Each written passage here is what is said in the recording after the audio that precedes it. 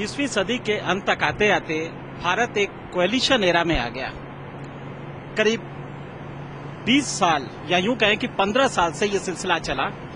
Coalition era अजब अजब phases में गया।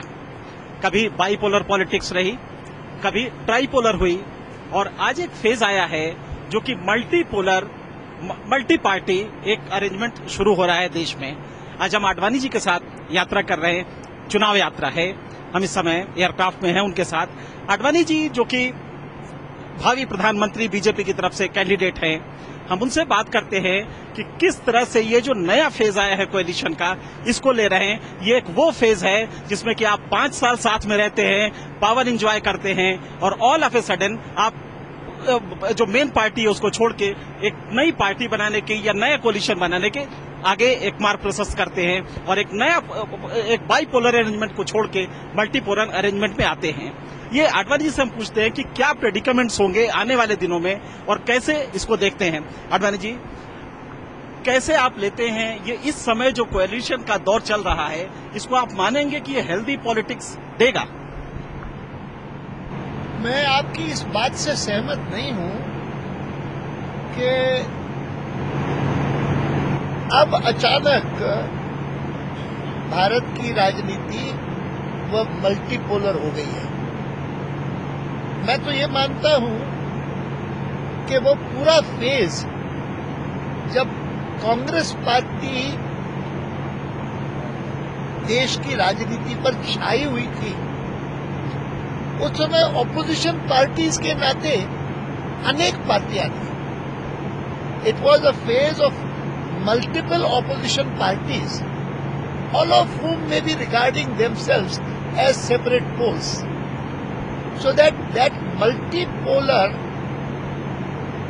complexion of India's polity has been there essentially because of the dominance of the Congress party. The change that has come about is that from among these numerous opposition poles, one has emerged as the dominant pole, so that the Congress party's hegemony has been broken, and the Congress and that one emerging opposition party, namely the BJP, have become the two poles of national politics. Advani ji, हम इस सवाल को अपने इस तरह से रखते हैं कि दो नेशनल मेन स्ट्रीम में दो पॉलिटिकल फॉर्मेशंस थे, कांग्रेस और बीजेपी। कम से कम मिड 80s के बाद से कांग्रेस बीजेपी एक बड़ी ताकत के रूप में आई। लेकिन आज अगर आप देखें पिछले 3 इलेक्शंस में, तो लगातार ये हो रहा है कि रीजनल फोर्सेस में जो आपका स्पेस था, नेशनल पार्टीज का स्पेस था, वो रीजनल फोर्सेस लेती जा रही हैं। लगातार तीनों इलेक्शंस में रीजनल फोर्सेस का जो वोट परसेंटेज है वो बढ़ा है, आप लोगों का कम हुआ है। तो आपको लगता नहीं कि एक थर्ड फैक्टर इसमें काम कर रहा है और इसी की वजह से एक मल्टीपोलर अरेंजमेंट होने जा रहा है?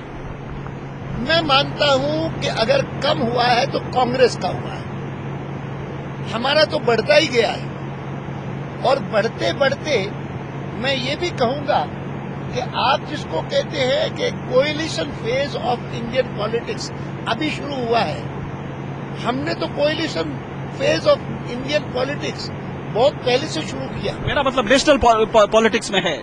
नहीं, मैं तो नेशनल पॉलिटिक्स तक पहुंचते पहुंचते भी हमने जो स्टेट पॉलिटिक्स में कोएलिशंस बनाए, they were conscious steps in the present direction.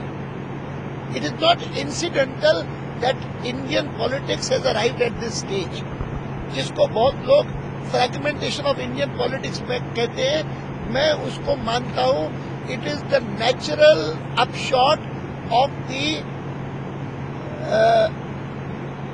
collapse of Congress party's hegemony.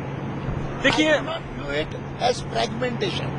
अच्छा, अगर ये स्थिति है तो ADMK, these were always there, but over a period of time, in states where politics has become polarized between, say, DMK and ADMK, Marxist party, left parties and Congress, as in West Bengal or as in Kerala, or as in several states of northern India and western India, where it is only the Congress and the BJP who constitute the two poles of that state's politics. These are in a way, इसको कह सकते हैं ना कि Indian politics, both central and state, has become more stable, more crystallized. अगर ये वजह है तो क्या कारण है कि कांग्रेस से भी उसके एलाइज छोड़ रहे हैं, बीजेपी का भी जो ट्रस्टेड एलाई था 11 साल तक वो छोड़ देता है? मैं उड़ीसा के नवीन पटनायक की बात कर रहा हूं। मैं मानता हूं कि आज कांग्रेस पार्टी की 5 साल का जो काल अभी बीता है वो राजनीतिक दृष्टि से उसके लिए बहुत ही अहितकर काल रहा है, जिसके कारण बिखराव आया है, क्योंकि उनके कोएलिशन फॉर्मेशन में पॉजिटिव कंटेंट बहुत कम था, उसमें एसेंशियल नेगेटिव कंटेंट था बीजेपी को बाहर रखना।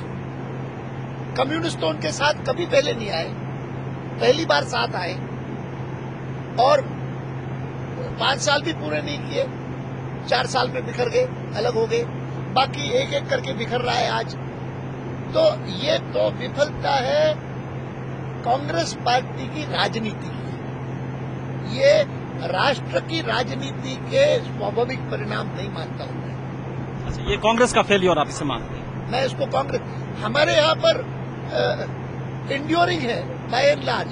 कुछ लोग जो थे, एक आध पार्टी तमिलनाडु की हमसे आई गई, ये तो हुआ है, बाकी पार्टियां, अकाली दल हो, शिवसेना हो, जेडीयू हो, इवन नवीन पटनायक की पार्टी जो अभी अभी हमसे अलग हुई है, वो भी इस कारण अलग हुई है क्योंकि एक गलत फहमी मन में पैदा हुई कि हम अपने बलबूते पर ताकत प्राप्त कर सकते हैं। जैसे आखिर तो कई सारे स्टेट्स हैं जहां पर हमारे साथ किसी दूसरे का समझौता नहीं है और हम ये मान करके चलते हैं कि हम अपने बलबूते पर ही पाएंगे।